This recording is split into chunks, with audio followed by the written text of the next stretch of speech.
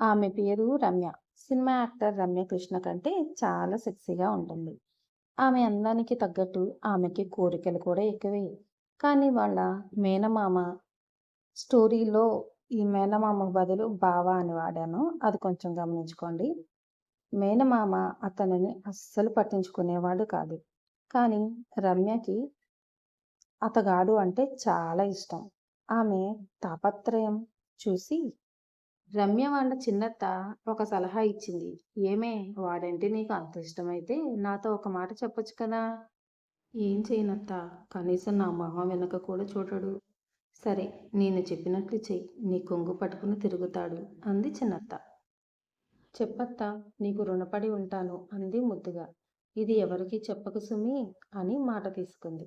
సరే అత్త, నేను ఇంకెవరికీ చెప్పను.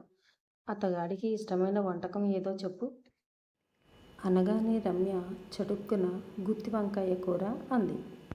సరే అయితే, నేను చెప్పినట్లు చెయ్యి. 4 వంకాయలు తీసుకో. ఒక్కో వంకాయని 2 గంటలు చొప్పున లోపల పెట్టుకో. ఏ లోపలత్తా అని తెలియక అడుగుతుంది రమ్య. ఒసేయ్, ప్రేమ అనగానే సరిపోదు.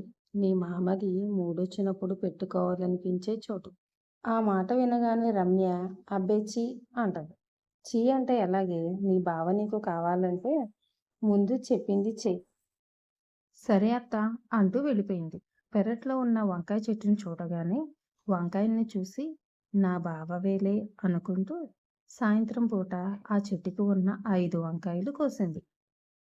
ఆ వంకాయలు తీసుకెళ్లి దిండి కింద ఎవ్వరికీ కనిపించకుండా పెట్టింది.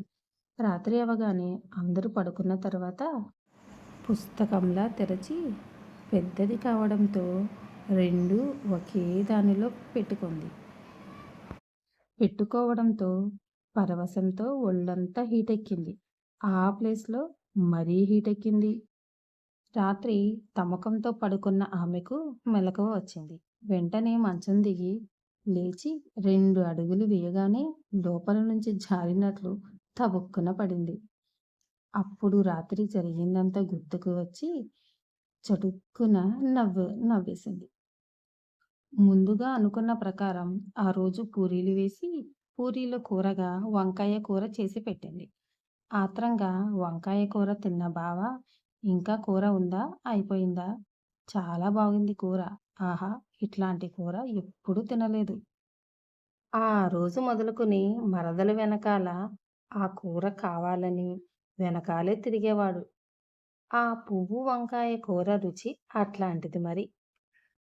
వాళ్ళిద్దరి అన్యోన్యత చూసి చిన్నత్తకి కూడా కసి బాగా పెరిగిపోద్ది.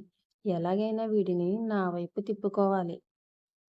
పేరుకే చిన్నత్తయ్య, కానీ కుడి ఎడంగా ఇద్దరి వయసు ఒకటే కావడంతో వావి వరుసలు మర్చిపోయి కామంతో చెలరేగిపోతోంది. వాళ్ళు ఎక్కడికి వెళితే అక్కడికి ఆమె ఫాలో అయిపోతూ వెళ్ళేది. అలాగే ఒకరోజు సినిమాకి వెళ్ళారు. ఒకవైపు రమ్య, మరోవైపు చిన్నత్త. థియేటర్లో లైట్లు తీయగానే ఇద్దరూ కలిసి చచ్చుకుని బయటకు వెళ్ళారు. వాళ్ళిద్దరూ కూర్చున్న ప్లేసులు మార్చుకున్నారు. సినిమా నెమ్మదిగా నడుస్తుంది.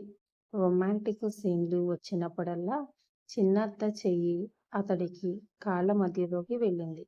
రమ్యని అలా చూస్తుంది హాయిగా.